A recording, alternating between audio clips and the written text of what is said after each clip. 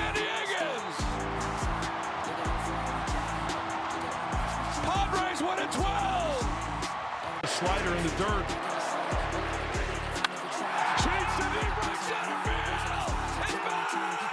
A 3-run home run to walk it up. Second straight night for San Diego. Holy Sheets.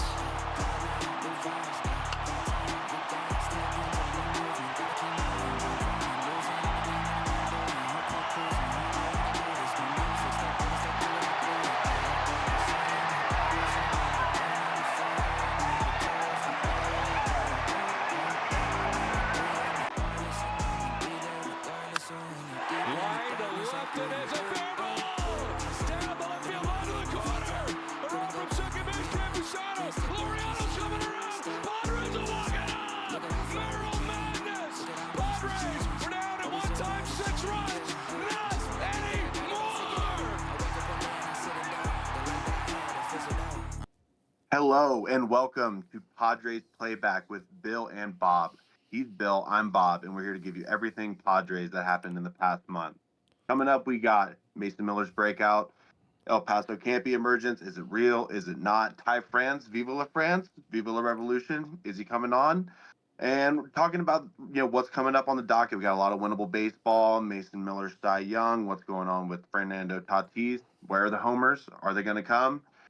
And I think the biggest thing to start out with is, who are we? I'm Rob, or Bob. I go by Bob the Viking. You can find us on Threads at Padres Playback. And basically all this is just a recap of what happened in the past month, the first month of baseball. It's early. It's April, but when does it stop being early? What's going on? When is it real? What does it mean? We're here to break it all down. Absolutely, and I'm Bill. I go by Billy for the most part, but I'm kind of leading into the Bill thing as I'm getting older. But a lot of you guys know us from Threads, and I would say having been able to talk baseball on Threads the past 3 years has been a blessing. Just kind of being able to meet a bunch of different Padres fans that I wouldn't have been otherwise, been able to cross path with. It's just a whole vibe. So I figured, the next step of just, talking about the team, following the team would be just creating a little fun podcast where we can just, get together and just talk about what's going on, and whatnot. So that's the why. So, yeah. And so I think the most obvious place to start is what came across, I think, every Padres fan timeline this morning was that Jeremiah Estrada off the IL and David Morgan down. He's going to AAA. He's going to El Paso. And for me, that's pretty shocking, but also given the recent performance, it's also not. Coming into the year, I thought that David Morgan was going to be a lock the entire Padres season. I mean, given the 2025 that he had, he sort of broke out, came out of nowhere. And when the Padres really needed it most in that bullpen, and he was nailed. He had 45 appearances that were rock solid. He had a sub-3 ERA, big curveball, really nice fastball. And he still has those things, but he's really lost his handle on the strike zone as of late.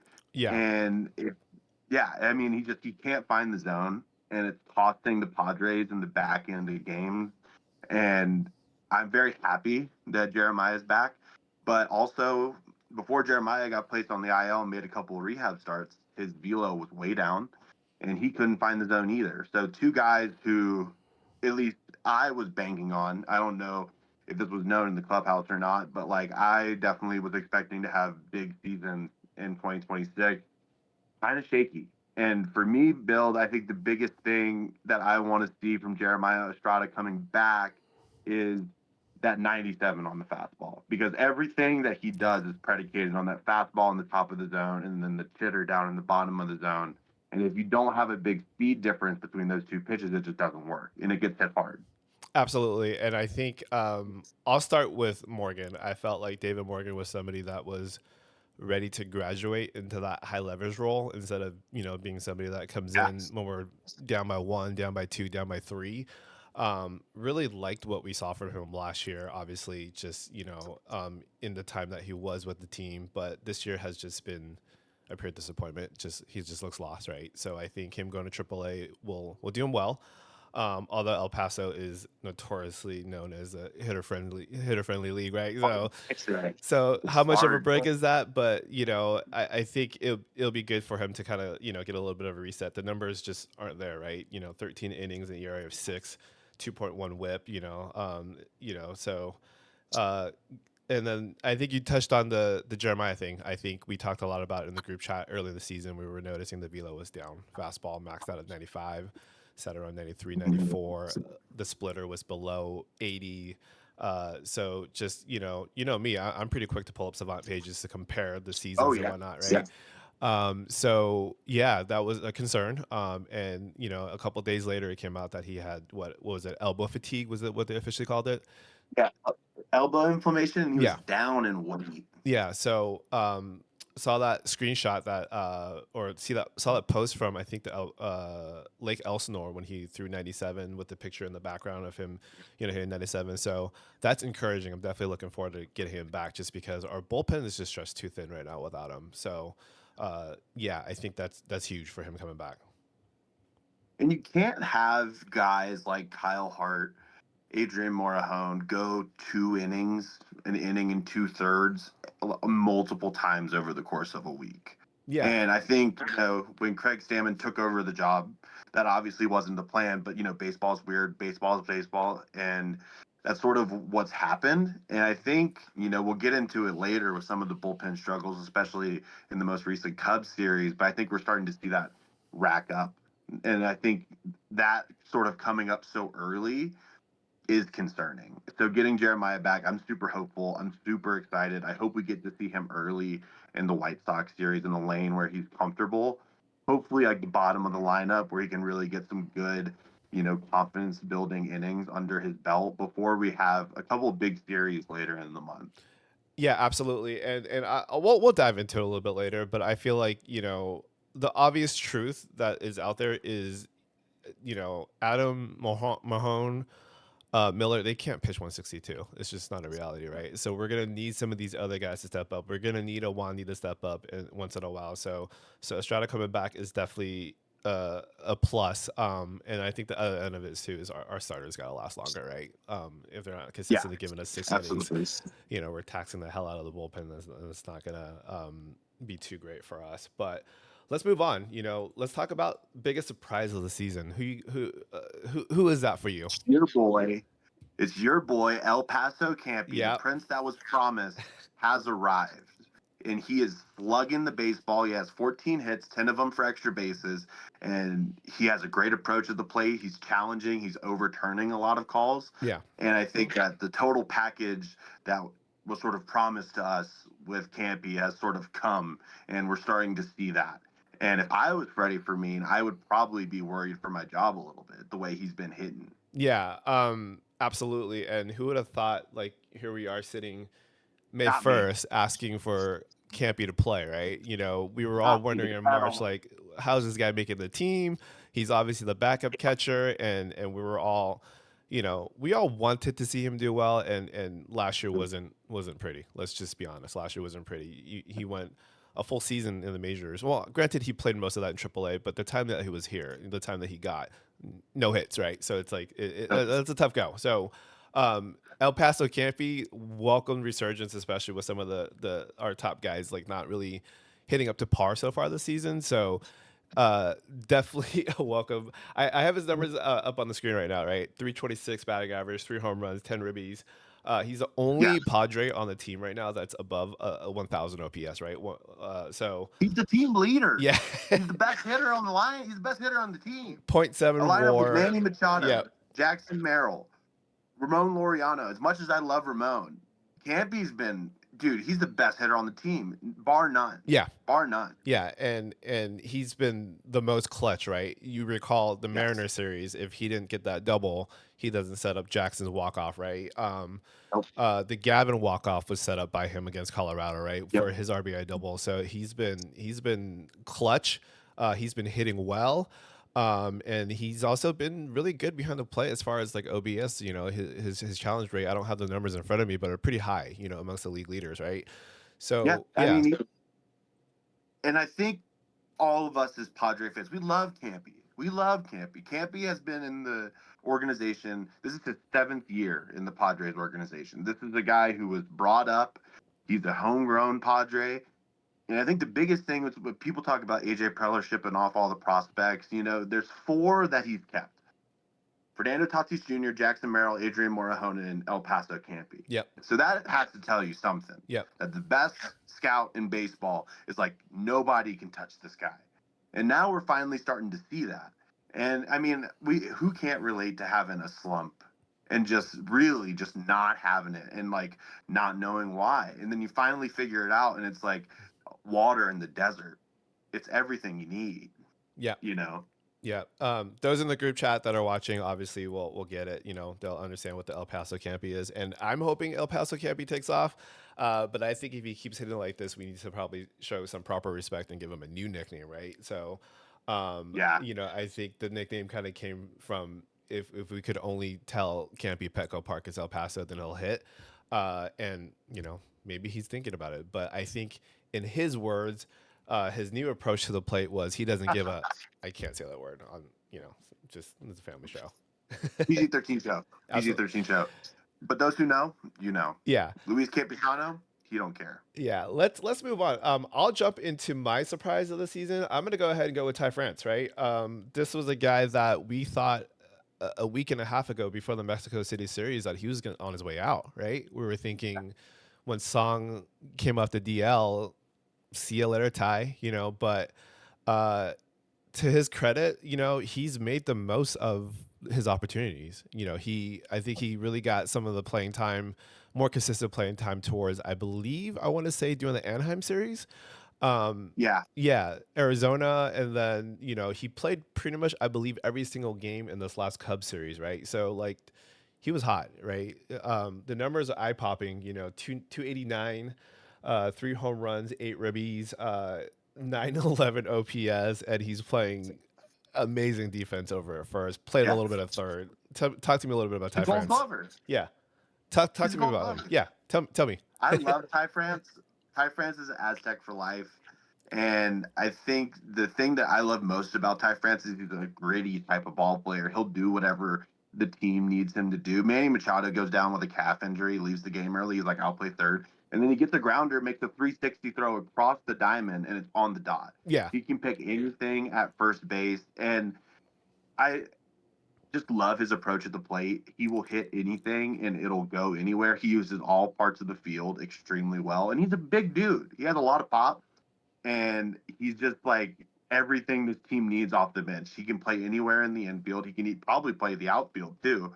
And I like the, weird platoon of like him, Sheets, and trading off because both they do things similarly, but they're both different enough that like they offer a trade off. Ty France is obviously the better defensive first baseman, but also Gavin hits tape measure shots, and Gavin is clutch, and Gavin is somebody that every time the Padres need a home run, he seems to sort of come up with one.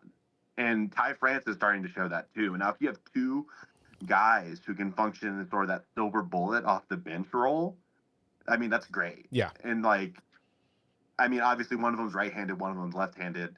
And you need both of those to be able to have a successful, you need depth. And I think the depth that he offers, as well as valuable, like probably starting playing time down the stretch, is a huge upside for somebody we got on a minor league deal. Mm-hmm.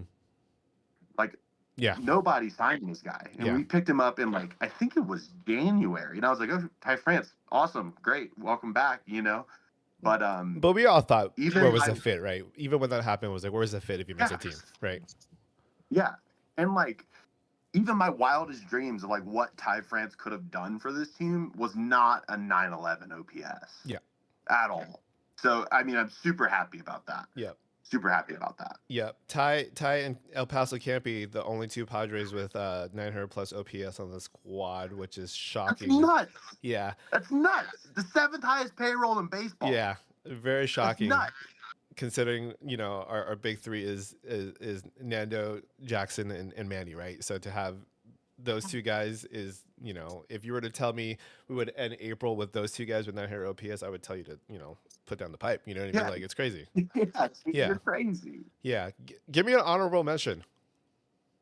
Honorable mention, I would have to say, is Kyle Hart. Okay. I love Kyle Hart. I think he's thrown some big innings. I think he's stumbled in the Cub series.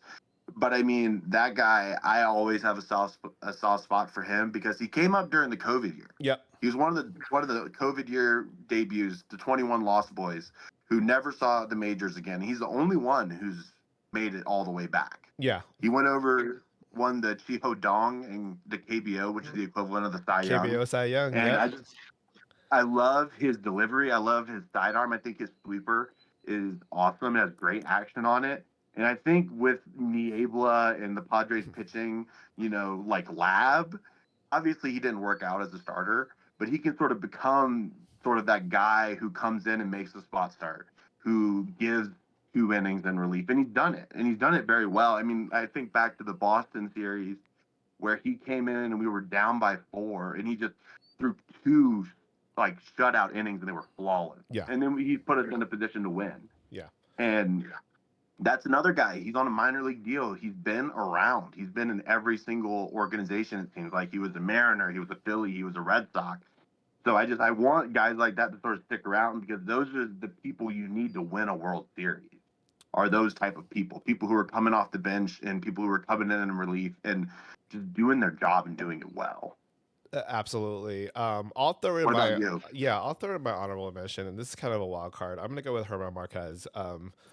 Really? He Okay. if I'm really dissecting his starts, listen, he's 3-1. He's 3-1 right now, right? So he's got a 4.38 ERA. As far as like your number 5 starter goes, That's pretty good. that's pretty good, right? He's 1.33 whip, so he's allowing a little over 1 runner per inning on base, which is not terrible. He's got 17 Ks in 24 innings. Coming into the preseason, I was very bullish on Walker Buehler, right? Like I was like, Yeah. this That is was too. yeah. I was like, I was too, yeah. this is the guy. He's we've seen what he's capable of, and I don't want to dive too much into Walker, but obviously the short end of it is somebody who no longer has a fastball that can bully people and cannot locate, right? That's the short end of it, right? But with Marquez, he's pitched a couple games where he's given up early home runs, 2, 3, 4 runs pretty early before the 5th, before the 6th, but he'll give us 5, 6 innings every start, right? Like, It'd be solid work. yeah. So that's definitely my surprise, a little bit of a wild card, if you will, because I was ready to move on from him, right? Like, just because, especially one of his first starts, I think he gave up like 2 home runs in the first inning, right? So it's like, all right, Herman, chill. People are still getting off the trolley. Like, relax. People are still, People haven't even made it to their season like, yet. relax. But I think Marquez has an inside track to keep that job once Giolito's ready. And I like what I've seen from him so far. Like, as far as like a number 5 starter, he's more than qualified. Would I give him the ball in game 4 of the NLCS? No, Probably not. no, right? Yeah. Let's. I think. Yeah, go ahead. Oh, go ahead. No, you go ahead. I think the thing with Marquez that I am super hopeful about is sort of the same thing that happened to Nick Pivetta. I mean, obviously Colorado is nowhere to pitch. Yeah. Coors Field is a death sentence for anybody who throws a breaking ball, and he did it well at times in Colorado. His numbers last year, they'll throw off anybody. I mean, a 6.31 ERA, and I think he had 17 losses and 3 wins. Yeah. So I wasn't like super hopeful, but I have been very pleasantly surprised, especially like Pittsburgh. He had a great start against the Pirates, and he had a pretty good start against the Rockies the last time he was at home. So I feel pretty good about him. Yeah. Yeah. I think he got the win in Mexico City. Like, he gave up 4 runs. Oh yeah, he did. I forgot. Yeah. I forgot he got the win in Mexico City too. He went 6. So pleasant surprise. And he's one of those guys where it's like everything is stacking up against you, right? Like, you've thrown over 1,000 innings in the majors. Yes, I'll forgive the Colorado stuff. Nobody can pitch in Colorado, but also like coming off Tommy John, like not too long ago, right? So it's like everything added up to this is going to be a disaster. And his first start of the season, it looks like, oh yeah, we're right. It's going to be a disaster. Yeah, people are still getting the banana pudding. Like, relax, Herman. Like, Yeah. but he's really settled in, and I'll be the first to say I'm wrong about that guy. And as you guys have followed me on Threads, you guys have seen my takes. Like, I'm wrong often, you know. Yeah. But for So am me, I. prove me wrong, because I'm rooting for my team, right? Prove me wrong. Right. All right, so let's switch gears a little bit. Let's dive into the differences between Shilty and Craig Boy. What do we think here?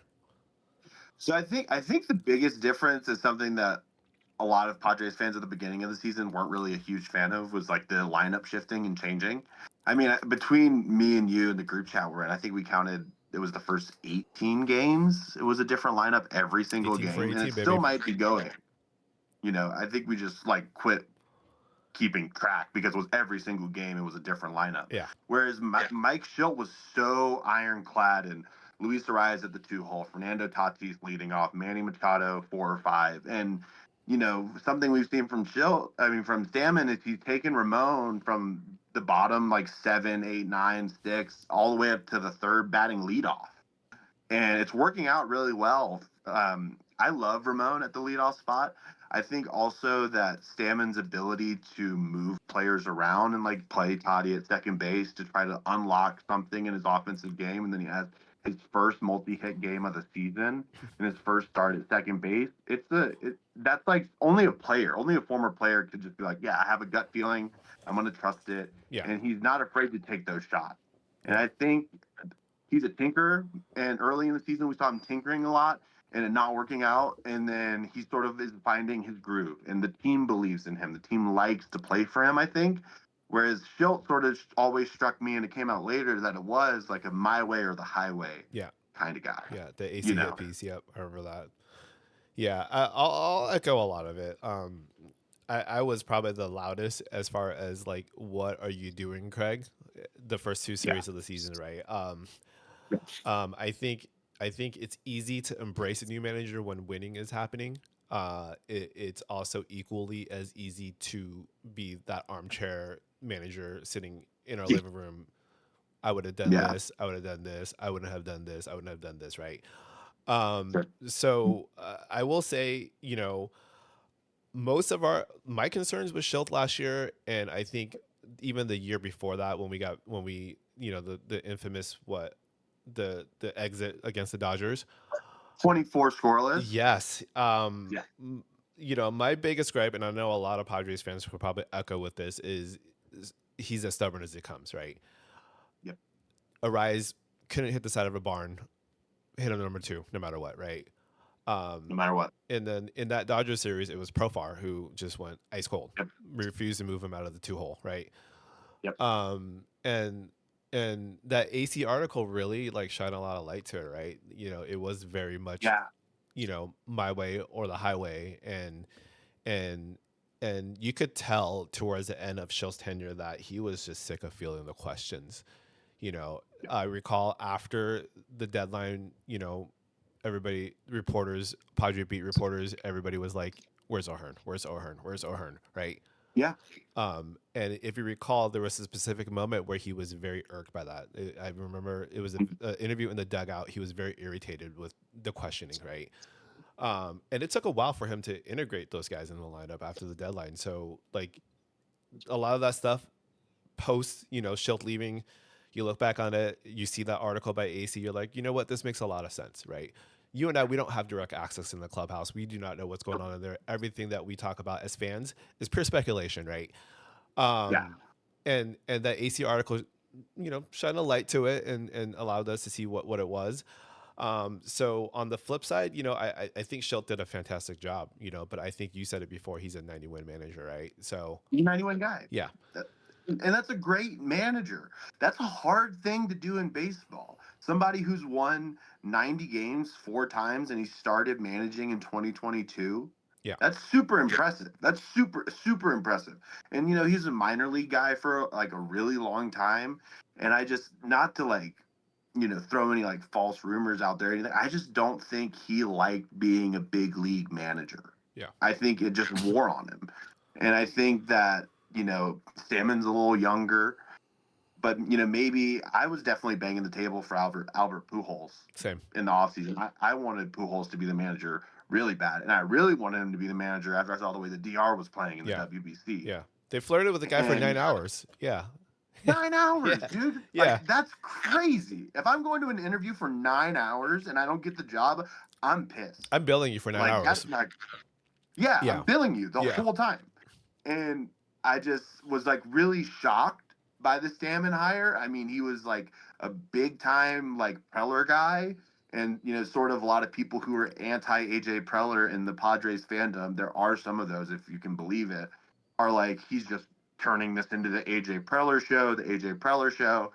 And, you know, I'm really happy with the results. But like you said, it's really easy to be happy when you're winning. Yeah.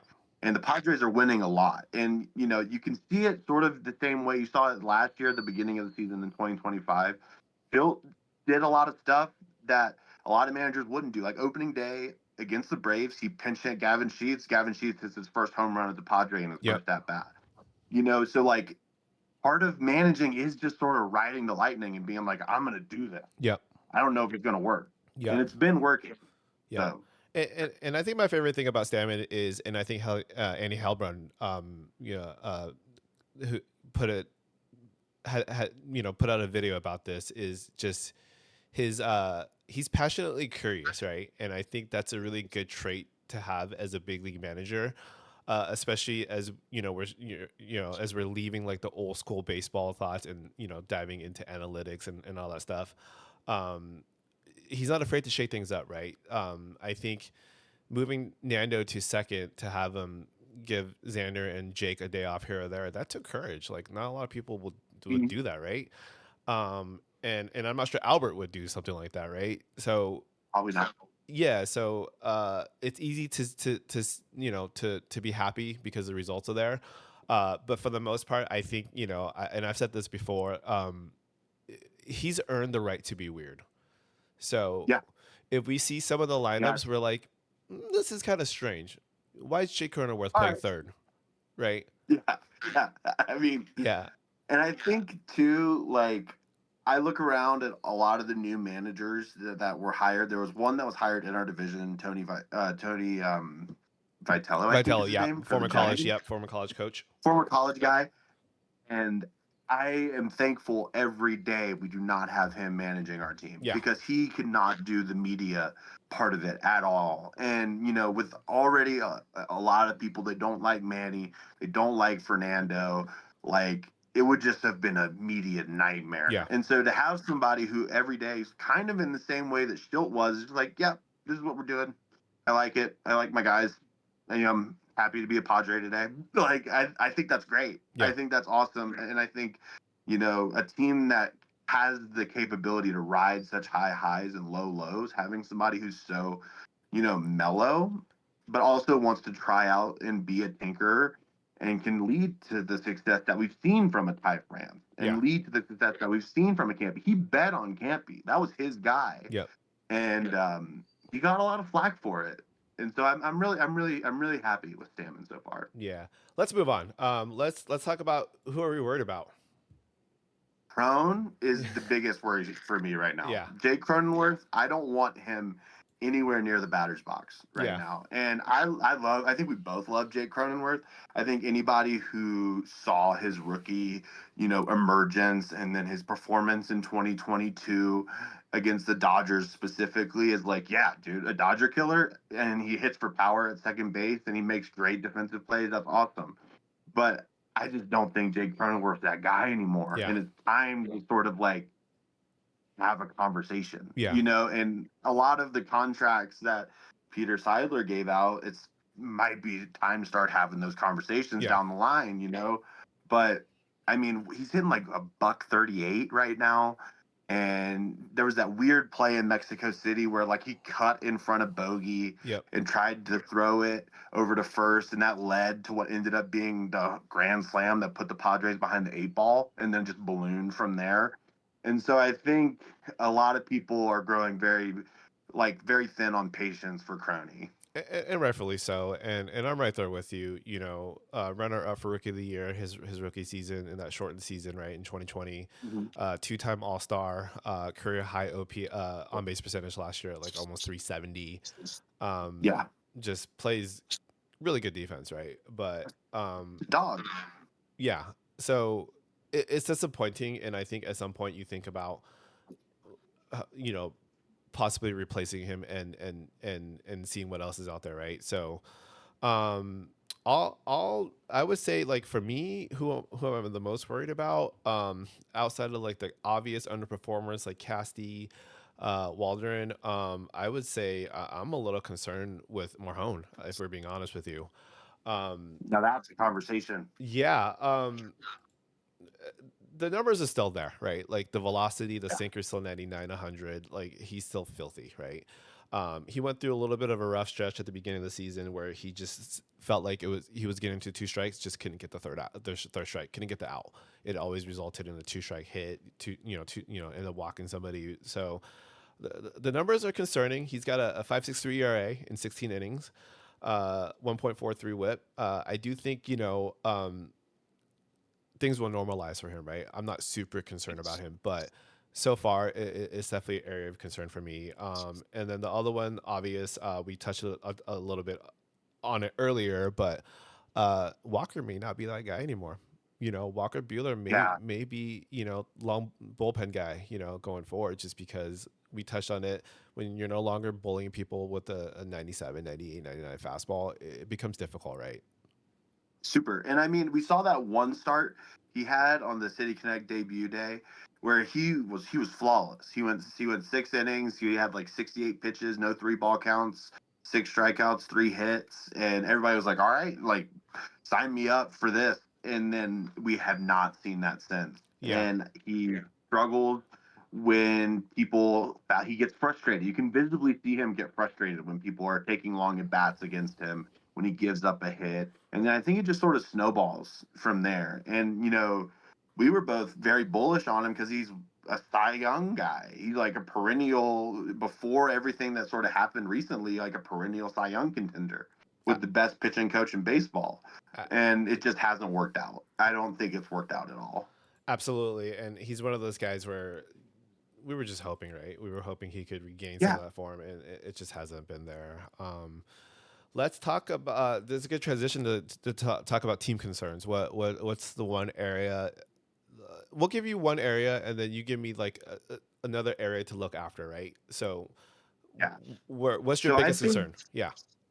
I think for me, moving forward is the starting pitching. Yeah. I mean, coming into the season, it was all anybody was talking about around the Padres was like, what's their starting pitching look like? Michael King didn't really have a great 2025. He had an amazing 2024, and then he had an interrupted 2025. He had a weird nerve thing in his chest and sort of never really bounced back to the form that we saw in that playoff series against Atlanta that was so promising, where he shut down the Braves over 7 innings.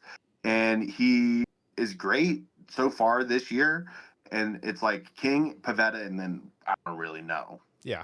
Like Randy Vasquez is a career before this year, like 4.3 ERA guy who he throws really good stuff, but he's wild. He has like a Jekyll and Hyde sort of nature with him. And then we're bringing in Walker Bueller and Herman Marquez, and nobody knew what was going to happen with them.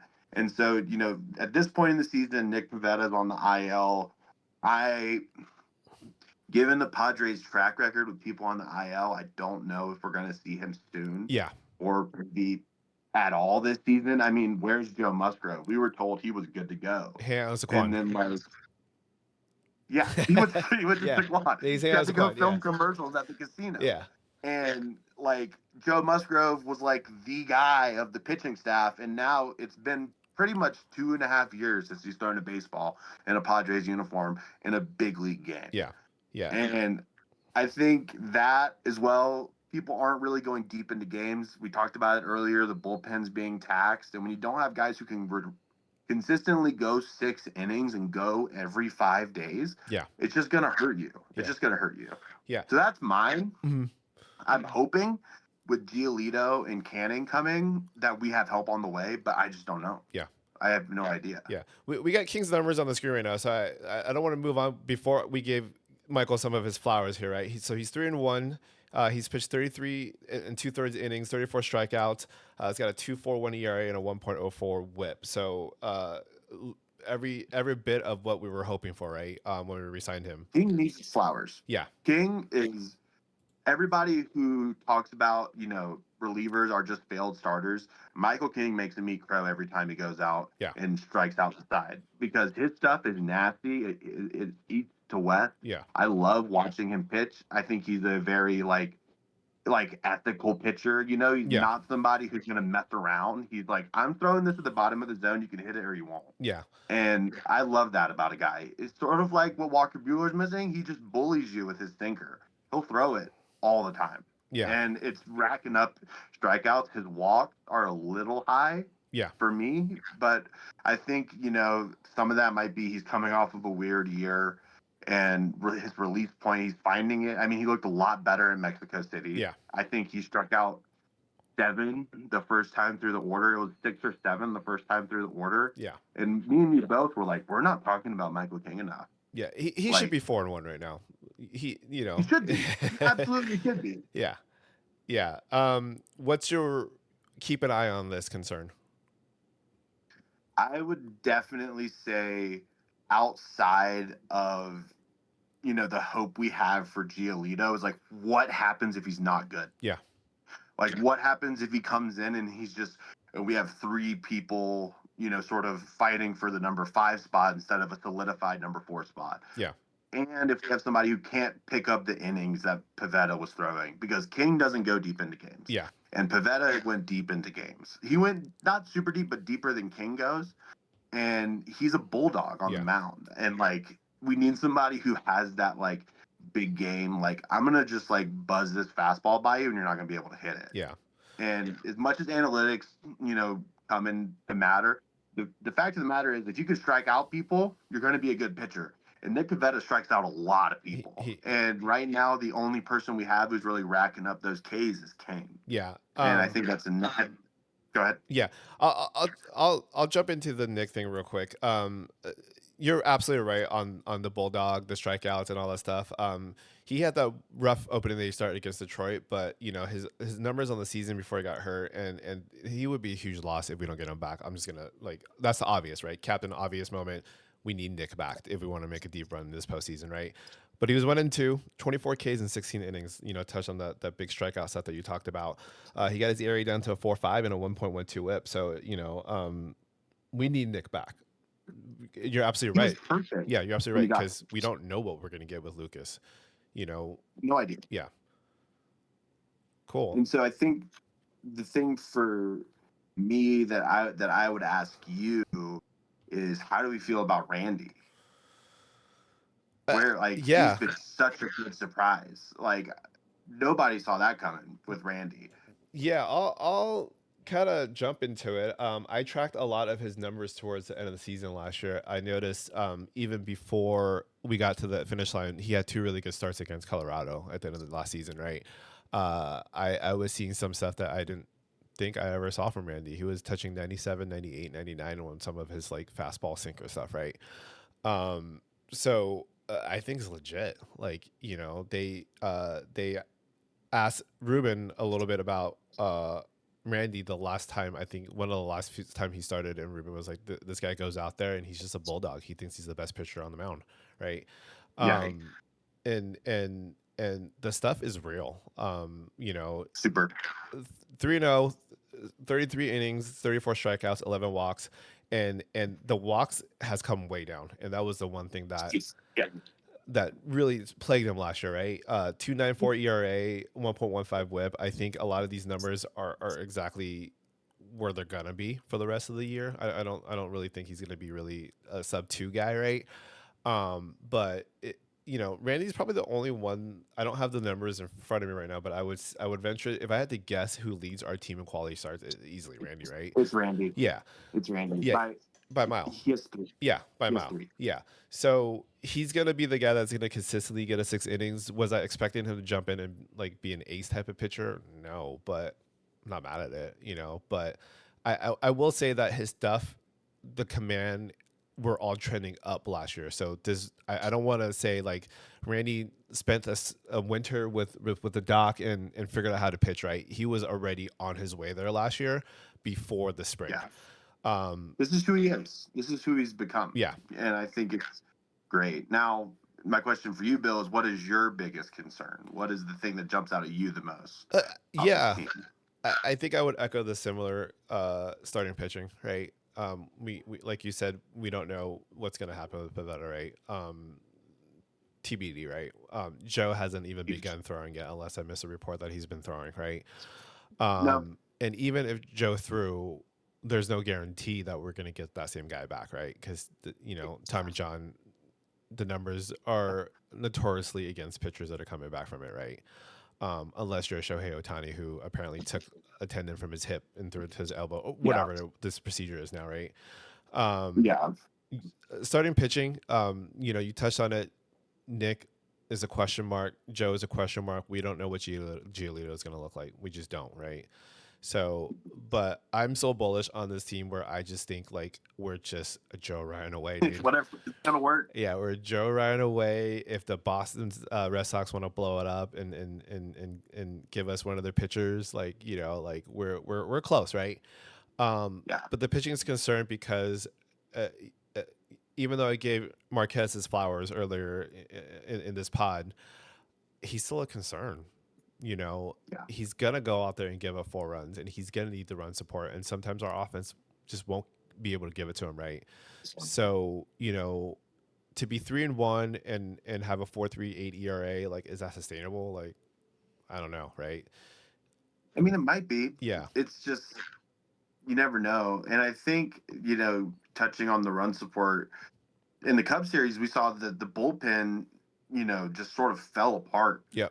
Towards the end of the game. And before this Cubs series, there were 2 instances of the Padres leading the game when the starter left and they lost. Yeah. One of those was the game where Jeremiah Estrada completely melted down. Yep. And the other one was in Mexico City. Yeah. And so you saw that happen twice in 3 games. That's really concerning, in an area that I think every Padres fan was like, we have the best bullpen in baseball. Yeah. It might be the best bullpen in the history of baseball, because people were saying that, and it was like on display all last year. And so I think for me, I'm interested to see what happens with Jeremiah coming back, but we got to see better performances, especially out of Morejon. I think his velocity's up across the board, but it might be causing his stuff to come out a little bit more flat. So he might be getting hit a little harder. Yeah. But other than that, I think, the team is great. Yeah. I mean, I'm so bullish on this team. Same. And this is a team that, if we want to talk about it, Fernando Tatis Jr. doesn't have a home run yet. And that's scary to think about. Jackson's been struggling. Jackson's been struggling. Manny's been struggling. So between Tatis, Machado, and Merrill, they have a 224 collective average and 7 home runs. And I think once these guys get going, if our bench depth plays the way that it has been and the bullpen starts to level out, because the baseball, it's a game of averages, it's a season of averages. And I think, we will see more games than not that the bullpen doesn't blow the lead. Yeah. So if these guys start to figure it out, I think this is a great team. Absolutely. Maybe one of the better Padre teams we've seen in a very long time. Absolutely. Yeah. Yeah. And despite, the big 3 really not hitting, we're still 19-11, right? So this is a good time for us to transition. Let's compare April to April. We're 1 month of baseball in. Would you believe me if I told you that the 2025 Padres and the 2026 Padres have an identical record after 30 games? That shocked me. Yeah. I didn't believe you. Yeah. I had to go back and double check. Yeah. Because it's just so weird. Yeah. Yeah. Both 19 and 11, right? I think the thing that kind of jumps out at me is there's a lot of regressions in the team numbers, right? Looking at this slide on my iPad right now, right? Like, we don't really do anything better than the last year's team, with the exception of hitting more home runs and driving a little bit more runs. Yeah. The pitching is down by 1.5 runs as far as ERA goes, right? Yeah, We're walking more people, right? Our batting average is atrocious right now, right? pretty bad. Yeah. So how do you think we got here? I think losing somebody like Ryan O'Hearn in the offseason really hurts the offense, especially in terms of like he takes great at bats. I think he's one of the more underrated hitters in baseball. The batting average, that's just Luis Ariz Yeah. off the team. Yeah. I mean, that's why we didn't hit as many home runs and didn't drive in as many runs, but Yeah. we had an average that was almost 30 points higher because he just hits everything. Yeah. By the textbook definition of hitting, there's no better hitter in baseball. Yeah. But outside of that, this team is pretty much the same. Yeah. I mean, if you look across the infield and the outfield, everybody's basically the same. I just chalk it up to, uh, slow start, but I'm starting to grow a little bit worried. Like on the scale of like 1 to 10, I would say it's like about a 6 about the big three and like what we're going to see from them this Yeah. year. And I think, I mean, the pitching numbers, you just, I mean, as much as Dylan Cease struggled last year, he was healthy and he was dependable. Yeah. And we don't really have a whole lot of that to go around right now. Yeah. Nobody in the major league makes more starts than he does in his time in the majors. That's a fact. Yeah. And he's a quality guy. Yeah. And I know a lot of Padres fans were excited to were I don't want to say excited. They weren't ready They to were. they weren't ready to throw a funeral or anything like that to mourn Mhm. Dylan Cease leaving, right? And I understood most Yeah, of it just because he drove you nuts, right? He's a guy that just he did. absolutely drove you crazy. So, but I've been very vocal about that when all that went down. Is we still have to replace 200 innings. We still have to, It's a no matter lot of what, innings. right? Yes, he's up and down. Yes, the first 2 innings he's gonna look unhittable. That slider's gonna be filthy, and at some point he's gonna blow up. I get it, but 200 major league innings is a lot of innings to replace. So, People don't do that yeah, anymore. yeah. Don't People don't do that anymore. Oh, And this is a pod about Dylan C. So we'll move on. Our friend is doing really well in Toronto, but I would probably say like the biggest difference between this year and last year, and a lot of people were trying to talk me into this school of thought, is this team was deeper opening day comparison. From 25 to 26, and it took me a little while, and I'll agree. Yeah, we're definitely better, like miles ahead as far as like bench depth goes. You got guys on this team that are just contributing, right? Like that aren't getting regular playing time. Andujar has a 830 OPS, right? Gavin, 751 OPS. Xander Bogaerts has stepped up in a huge way. Even our guy Bryce Johnson, yeah. everybody is contributing, and I think this team is easily deeper as far as like the bench pieces that we have compared to last year. What do you think about that? I think top to bottom, when you look at last year versus this year, I mean, last year we had Yuli Gurriel's, the corpse of Jason Yep. Hayward, and, you know, everybody, really outside of Cassidy on this lineup, and he hit a home run the other day that bought him some extra time. They look so amped up and ready to play. And they're taking great at bats, they're taking quality at bats, and they're driving the baseball. Yeah. And you got guys who can play multiple positions. I mean, we talked about it earlier, but Ty France can play everywhere in the infield and probably the outfield. Cronenworth can play definitely everywhere in the infield and do it very well. And I just think that over the course of a baseball season with, an aging Manny Machado, Xander Bogaerts, who is getting a little bit older and a bit slower at shortstop, that helps. And Xander, I mean, I'm going to give Xander his flowers. Yep. I mean, that guy, he looks like Boston Well Bogarts. deserved. I don't think Xander's looked this good since probably right when we signed him. Yeah. I think this is the best he's looked since we've signed him. And so, Xander Bogart, you have two fans here. We love you, dude. And I think outside of that, it's also just like a general vibe thing. I don't know about you, but this team to me feels a lot closer to the 2022 Padres I in agree. terms of like the vibe. I would agree. Like these are a bunch of guys who like they feel slighted. They're like everybody's talking about the Dodgers. Like we're good ball players. Yeah. We're tit for tat with them like all the way last year. And so I think that chip on the shoulder is needed. And I Yeah. think once the top guys in the lineup start to figure it out, and Manny Machado does Manny Machado things, and Tatis, his numbers just like start to average out. This is a scary offense. Yeah. It's really scary. Yeah. So before we move on to the next segment, I'll just ask this question, and are better days ahead? Are these Padres who we see are who they are, or is there going to be some regression coming? What do you think? I think obviously the optimist in me would like to believe that this is just the beginning and that Yeah. better days are ahead. I do think this is about as this is just what it's going to look like. And if we get starting pitching, it's going to look better. But I think this is a ball club that can very easily go and win every single series in a month. Yeah. And I think people didn't expect that coming into the year. I definitely didn't. I'm just go out and say it. I was like, this year might be a little tough. Yeah. Especially until the trade deadline. But, we're basically 10 games over 500. Like, that's crazy. Yeah. It's like us, the Braves, and the Dodgers, and everybody else.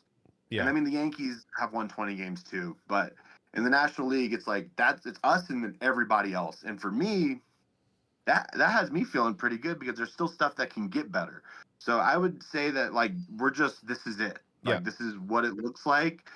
And I'd like to hear what you have to say about that because you might have a different thought. I think better days are ahead. And here's why, and I'm not just being optimistic for no reason, right? AJ Preller is the most aggressive general manager in all of baseball, hell, in all of sports, right? Like nobody picks up the phone and annoys the other GMs as much as AJ, right?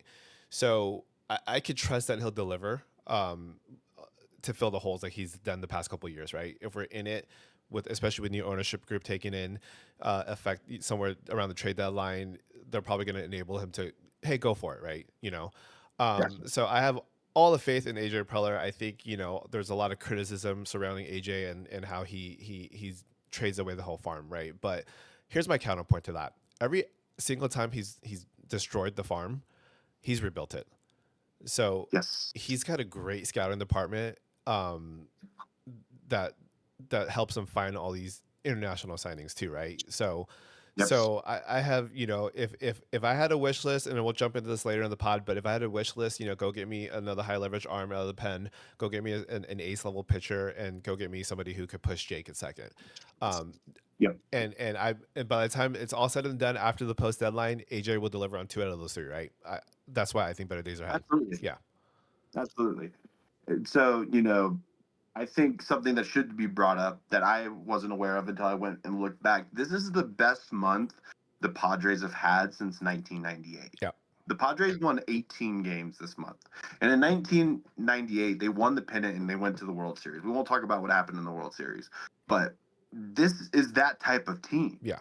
On paper, if you look at this is what is possible. So I definitely think better days is not completely out of the realm of possibility, especially if we go and get those things that you mentioned at the trade deadline.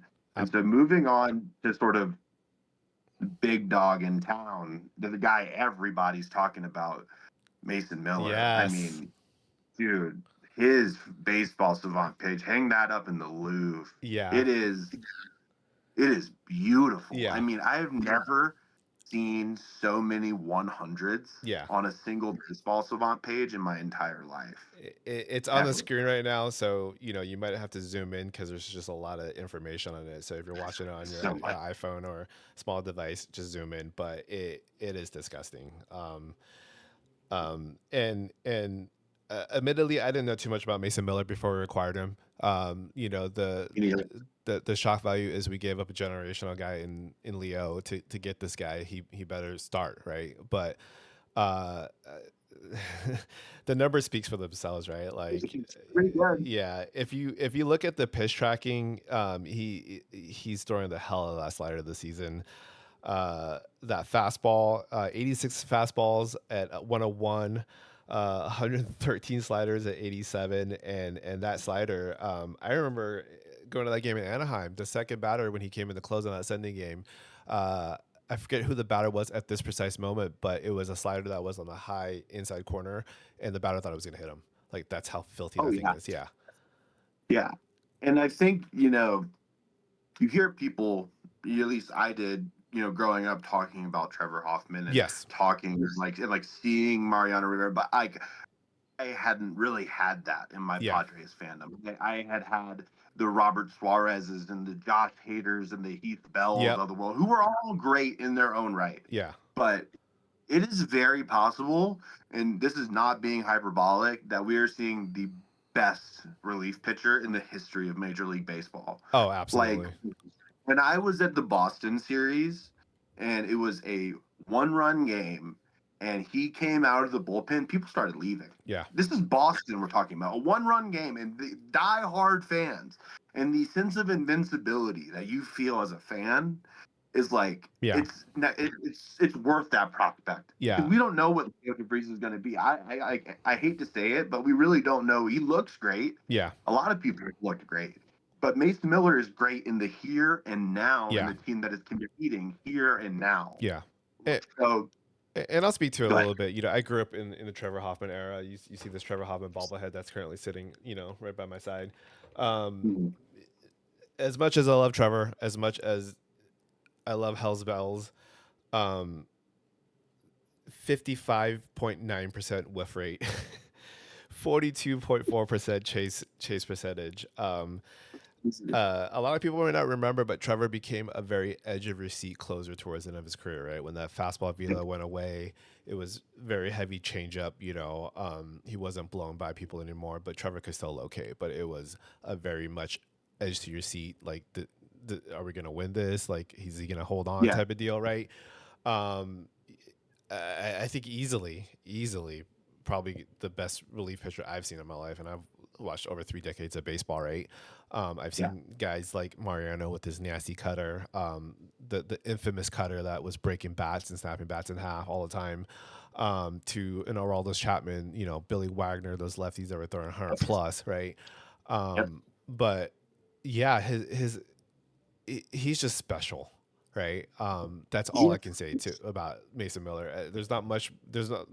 I'm a man of many words. As if you know me, There's nothing to say. I'm a yapper, right? But when you ask me about Mason Miller, just watch. That's all I gotta say, Yeah. right? And I think the number that jumps out at me from his Savant page Yeah. that not enough people talk about is his ground ball rate. Yeah. His ground ball rate is you're talking about a guy who throws 100 plus. Yeah. And it's in the top of the zone. He locates it everywhere. And most times when people throw that hard, if people touch it, it gets sent to the moon. Yeah.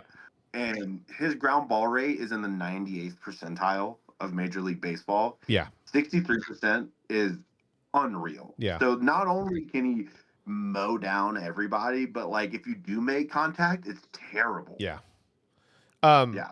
I'll ask you this question, but before I ask you this question, I'll leave you all with one more statistic from his Savant page.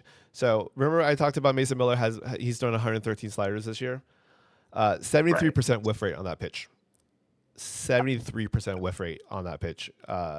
Insane. It's disgusting, Yeah, dude. yeah. Talk to me Bob, what a Mason Miller Cy Young season look like for you. Like, what would he need to get number wise for the voters to take him seriously? I think the blueprint is pretty simple because if you look at Eric Gagne's season, he has to be perfect on save conversions. Yeah. He was 55 for 55 on his save conversions, and I think he has to have more strikeouts than Gagne had. Gagne had 153, I believe. And if Mason Miller continues to do what he's doing, he's tracking to have close to 200. He's got 29 and 15 over the so course. far. Yeah. Yeah. Over the course of a major league workload, it's about 70 appearances, and so I think if he goes 45 or 50 saves and gets about 160, 170 strikeouts, and he keeps that ERA under 2. Yeah. I don't see anybody who looks around the major leagues and doesn't want Mason Miller on their team. Yeah. And somebody who's the closest thing to automatic if you have a lead. Yep. Is that not the most valuable player in baseball? Is that not the most valuable pitcher in baseball? Baseball is a game where nothing is automatic. Abs- And anybody who's watched the Padres this year knows if Mason Miller comes in the game, at worst, you're going to score 1 run. Yep. That's it. And I think, I'd like to hear what you think about this, but he needs to keep the strikeouts at the rate that he's keeping right now. Yeah. That's non-negotiable. Yeah. I'm bullish on the Mason Miller 2026 NL Cy Young campaign. I think he could absolutely do it if he keeps his pace right. But I think we got a couple things working against us. Not to burst the bubble here. Okay. Um, Yeah. it- Voters historically do not like to vote for relievers when it comes to this No. award, right? It's a very starter heavy dominated award in the history of this award, right? The Mhm. second biggest thing that I think we have going against us with this Mason Miller signing campaign is our old nemesis in Pittsburgh, who quote unquote stole Jackson Merrill's rookie of the year, Paul Skeens, who he just had a rough start, but still like under a 2 ERA, which is insane, right? The team, yeah. Yeah. So, could I think he could do it? But he would need to have like a historical number a season for it to happen for Mason Miller to get past Paul Skeens, right? Especially with the way Pittsburgh's is Yeah. playing this year. They're playing 500 baseball. Like not a lot of fans are showing They up. look really good. Yeah, they look good, right? So I would say what a Mason Miller signing season would look like for me. I would agree. It would be upward of those like strikeout mark that you talked about. It has to surpass Gagne 150 plus, right? I think that's kind of what we're looking at. But I think most importantly, I think 60 saves gets it done, right? If he gets his 60 saves, he'll be the first to do it since I believe Francisco Rodriguez did 62 or 63 with the Angels. But 60 saves, 150 strikeouts, keeps his ERA at like what it is right now, even a 1.5. I think will do the job. But the biggest hurdle is going to be the voters. First of all, the second hurdle is Yeah.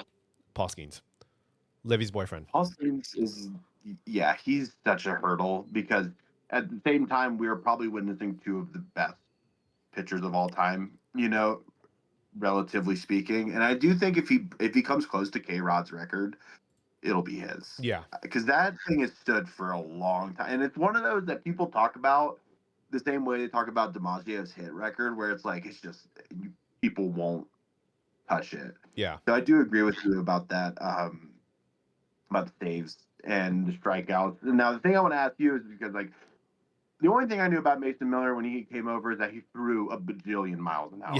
yeah. But he's so much more than that now. So, Bill, what's the thing you think that has changed the most since coming over to San Diego at the trade deadline last year? I think he's leaned more into his slider, right? And I Yeah. didn't, like I said, like you, I knew that it was the fastball. Like it was, Mhm. 101, 103, sometimes 104, like blow you away fastball, right? Granted, I can't say I watched a ton of A's games before he came over, but the thing that jumped out at Yeah. me was how confident he was with the slider. I remember there was an appearance where he came in, he struck out the first batter on 3 consecutive sliders, and then led off Yep. the second with the second batter with another slider that was like called for a strike, and then he blew him away with Yep. like a 102 fastball, right? So the fastball we knew was there. The slider was surprising, and I certainly didn't think it was going to generate a 73% whiff rate, right? So No. And I think too, he's starting to develop a third pitch. He's starting to develop a yep, changeup. We saw it a little bit. We're seeing an uptick in it. And I mean, it's like, if you look over at the sheet, it's very small in 6 the times, uptick, but yeah, yeah, even just that little uptick to just have people think like, could he possibly maybe? And then he has the slider that we all know about and the fastball that we all know about. It really makes it probably really uncomfortable at bat. very, I would not. There's probably nobody I'd rather take an at bat less against than Mason Miller, yeah, and I think that would be everybody's answer yeah, in baseball. yeah, And I think, that's what Ruben Niebla does. yeah, Is Ruben Niebla, he sees this like wet ball of clay and is like, dude, like you're gonna throw this slider all the time and it is gonna be your money pitch because the fastball, if you can pair it and like just buzz it in there on everybody, you're gonna be unhittable. And that's what we've seen. yeah, It's the best start to a season from a reliever in the history of baseball. yeah, In the history of baseball. This game is old yeah, and he's had the best start ever. yeah, And so, yeah, I mean, we could talk about Miller all day because, I mean, I think he's just such an awesome player. And the thing the Padres needed, it was what we needed towards the end of last year. And so, going into that, I would like to introduce something called the Peter Meter. Yeah, As everybody knows, Peter Seidler, the late owner of the San Diego Padres, is, I would argue, probably the most beloved sports owner in America. absolutely. People in San Diego love Peter Seidler. I love Peter Seidler. What he did for the Padres, the security that he offered, the vision that he offered. I mean, we all say it to each other all the time that one day soon the baseball gods will shine and smile down on the San Diego Padres and we will have a parade. And so the Peter meter is basically just like a check-in of like how are we feeling at this point in the season? And I think if you haven't known by now, we're all the way cranked up to 10. I mean, this is an amazing start to the season. We're in a perfect position to possibly overtake the Dodgers in the NL West and become the best team in the National League. Very tall And I task. think yeah, Yeah.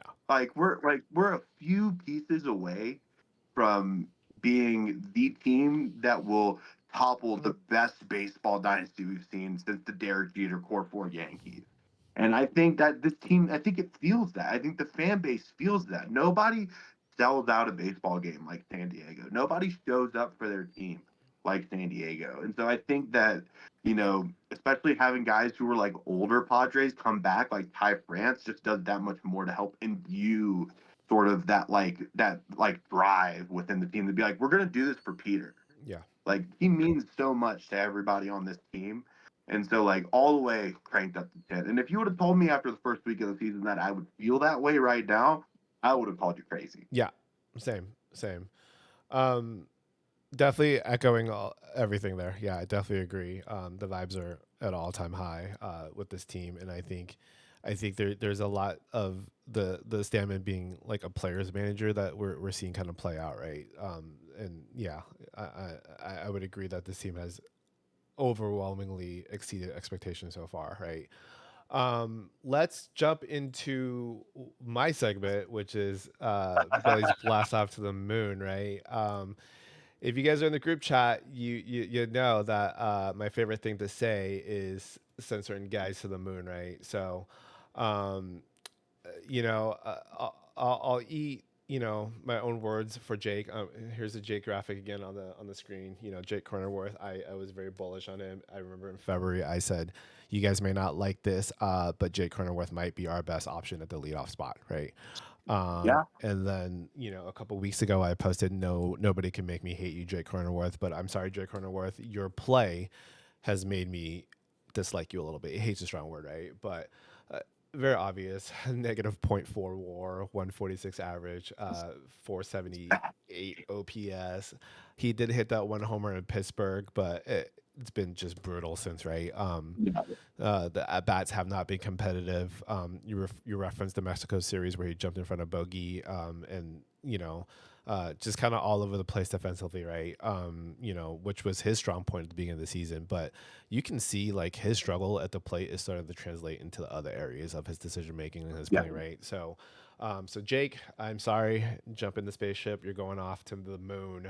The second person that I have on here, very obvious, but Matty Knuckles, your knuckleball is not knuckling. I don't know what to tell you.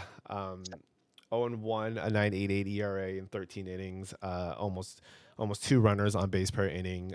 He's not stranding them. He's not getting out of these innings, right? Lucas Giolito, please get ready ASAP, because I don't think I could stomach another couple of these Matt Waldron starts. He's been bad, and I think the biggest piece is when you don't particularly have blow away people stuff, you got to be able to locate, and he just hasn't. His fastball location has been brutal.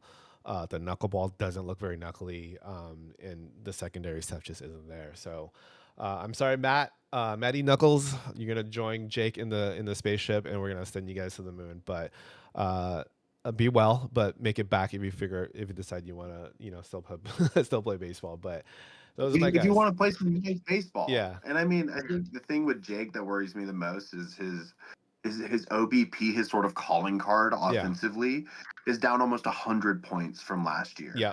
And the thing with Waldron, the sort of thing everybody knows about a knuckleball is he has this like idea that he wants to throw a knuckleball fast, and it just gets belted every single time he throws one across the plate. Yeah. So, like, I think he just needs to go to the moon a little bit and like Yeah. give up 100 runs there and get it out of his system Yeah. and then come back. Yeah. Yeah. So sorry, Jake and Matty Meatballs is what I'm gonna call you right now. Off Meatballs. to the moon with you too. Let's wrap up the pod with what's ahead. Let's talk about May. May's right on the corner. I think, let's pull up the schedule real quick. Let's talk about, let's talk about what's on deck, and we'll give our predictions on what we think the team's gonna do, right? So just eyeballing it, the Dodgers are going to be tough, right? We got another set in Seattle. The Mariners always play us pretty tough. The Cardinals always play us pretty tough. What are your thoughts? I think that we will win pretty much every series on the schedule. Okay. The only ones I'm worried about are the ones with LA Yeah. and then the ones with Seattle, because like I mean I think I love what the White Sox are doing. I think that they're exciting, but I think there's just no shot that they beat us in a 3-game Yeah. series, because I Yeah. think, I mean, the pitchers we have going, Marquez, it might happen. He might give up like a stinker, but we talked about it earlier in the podcast. Like somehow the offense always seems to get him out of those situations. Either that or he just blanks the team. It's no in between. And then you have King and Vasquez going, so I think that looks like a Yeah. very like sweepable series. The Giants, I mean, you Matty never Knuckles. know. Hitting Oracle's weird, Yeah. hitting up there's weird, but they can't buy a single right now. They Yeah. can't buy a hit.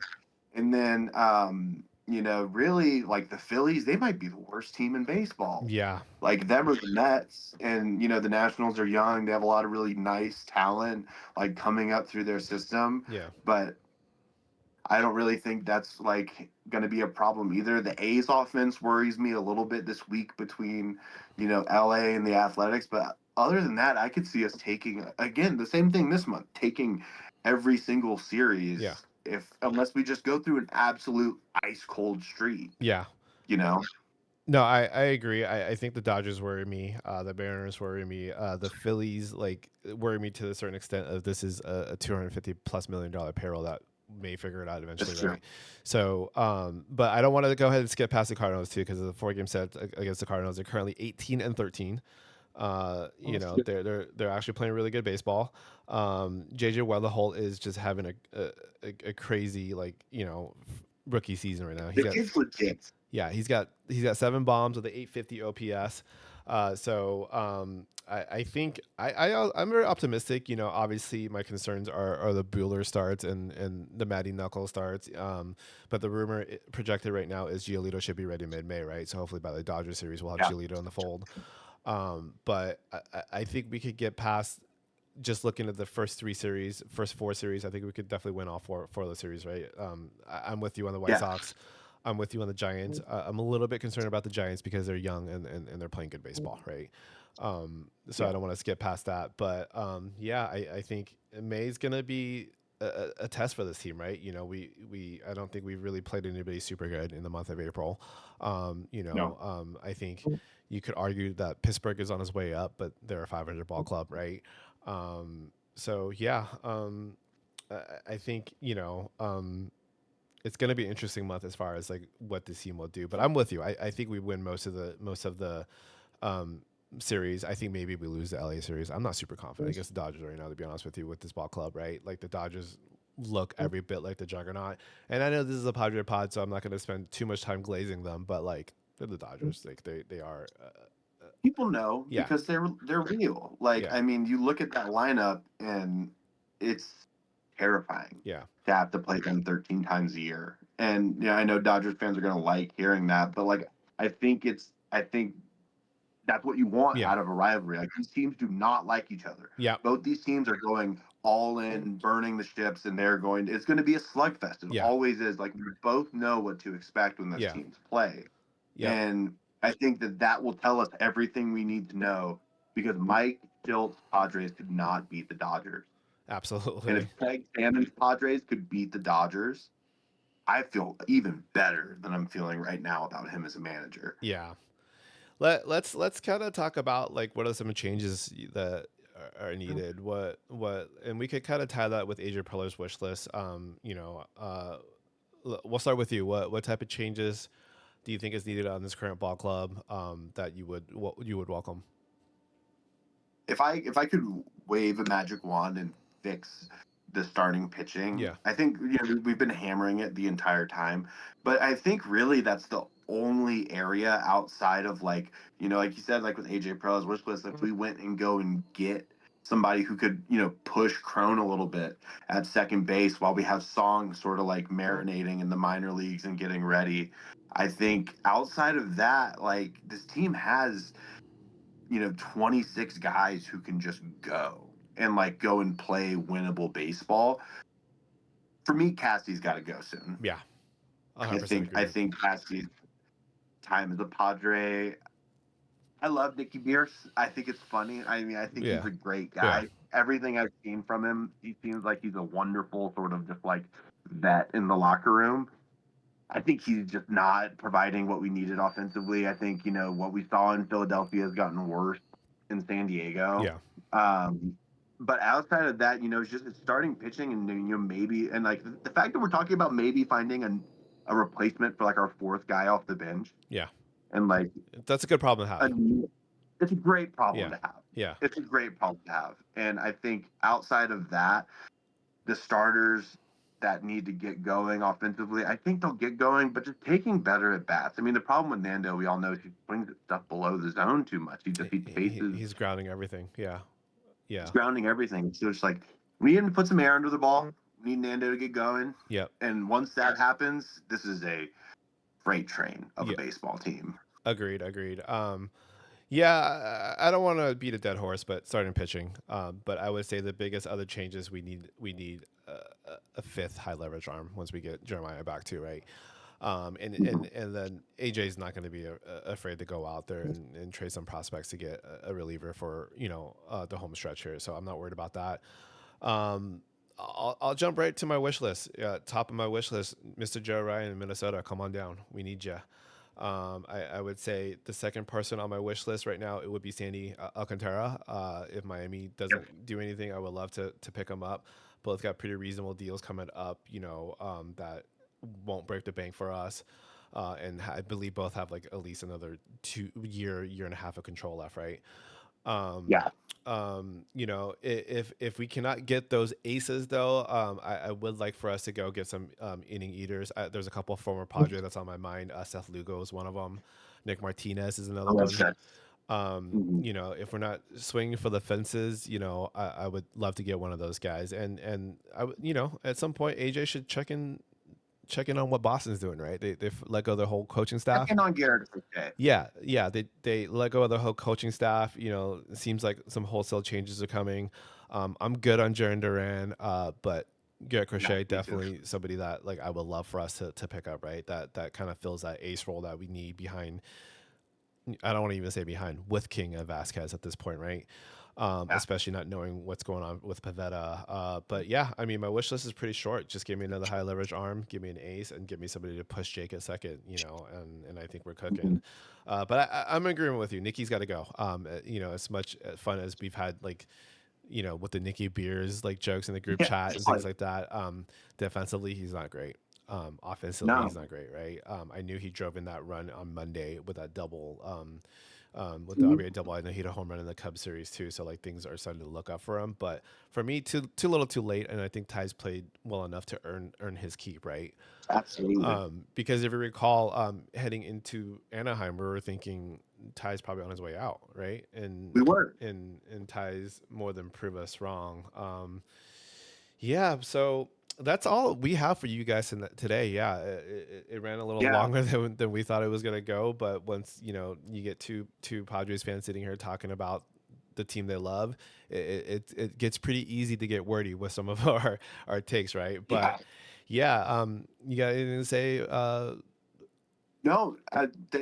Thank everybody for Yeah, watching. This would not be possible without you guys. I mean, I love talking baseball absolutely. with Billy. I love talking baseball with Padres fans. Like just hit us up if you have like if there's something we missed or something that you want to maybe bring to light that we didn't talk about enough, which probably didn't happen, or something that we talked about too little, which might have happened. Hit us up over on Threads. That is our home base. That's where you'll find everything for us. Obviously, this is going to go up on YouTube. Like, comment, subscribe, all that stuff helps out. But keep the faith. Let's go Padres. And we'll see you guys next time. Absolutely. And I'll echo all of that. And I'll add, there's a lot of great podcasts out there that covers the Padres. There's a lot of great beat reporters that covers the Padres. So like, we don't expect anybody to spend time watching us two yap. But if you did, thank you from the bottom of our hearts. Thank you for taking an hour out of your day to hear us talk about, the Padres and yap about the Padres. But yeah, appreciative of all the support and just overall the community we've been able to build on Threads has been amazing. Nice. Been able to meet up with some of the fellas to go to a couple games in April already. And hope a lot of us can get together and get a beer before a game at Gallagher Square, or even go to a game together. But yeah, appreciate the support. We'll see you guys next time.